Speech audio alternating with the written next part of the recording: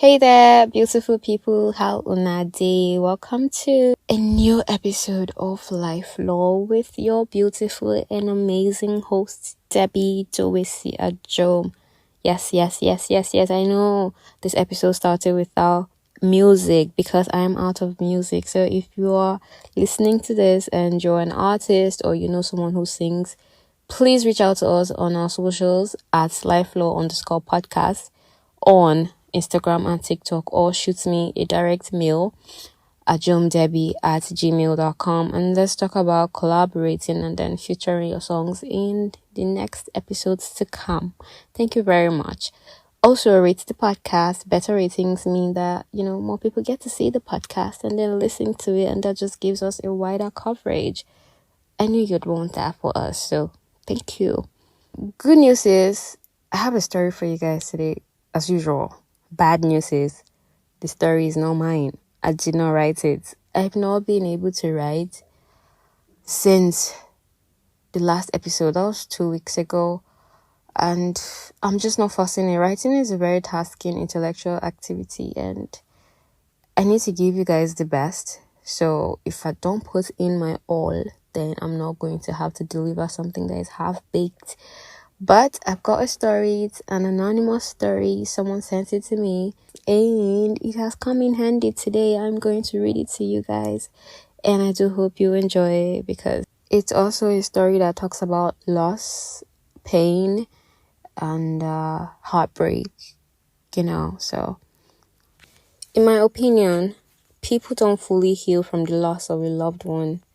We can only successfully ignore or suppress their memories. But then, like bird shit, it comes without warning, always catching us by surprise. 1 minute you're living normally, next minute you're holding back tears from thinking about them. I've had my own share of tears. Most elaborate one was when I was at work listening to Burna Boy's new album, Love, Damini, and it was my first time listening. Then the song Glory came on, and when the intro said Gloria, I found myself holding back my already spilled tears. Thankfully, I had my glasses on, so I excused myself to the toilet. I'd come to listen to it once again while I write this. I once had a friend, a very kind and sweet girl.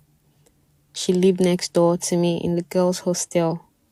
Our friendship started out casually, and somehow we just bonded really well, to the point I borrowed her admission letter and started using it as a means of identification because I had run out of mine and we weren't given ID cards yet.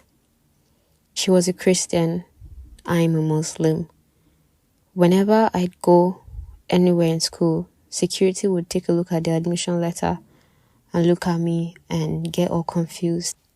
Somehow, I managed to survive without getting caught. I remember when she used to draw her brows and I'd watch her while we prepared for class. I'd offer to help her and she'd just laugh at me. I wish she knew how much I'm good at makeup now. I even do it as a profession. Oh, how she loved to eat beans. I'd laugh at her and say, beans will soon grow on her head one of these days. She would always send me a series and I'd pester her to send every single episode because I hate being kept in suspense. We got sick together. I was diagnosed with ulcer, and somehow she just kept getting sick. She'd get sick, get well, and then get sick again. And then one day, her roommate came to my room and told me that we'd lost her. I was filled with an overwhelming grief. I haven't been one to really express how I feel. I don't know how to. I feel for the longest time that this is the closest I've been to gaining closure from my friend's death. I also feel I was never able to properly mourn you. I had instead directed all my pain and energy towards the exam that started a week after your death. Reading at MC13 became the only time I could survive another breakdown. Every day I miss you, Gloria. What a sad story. Oh my God.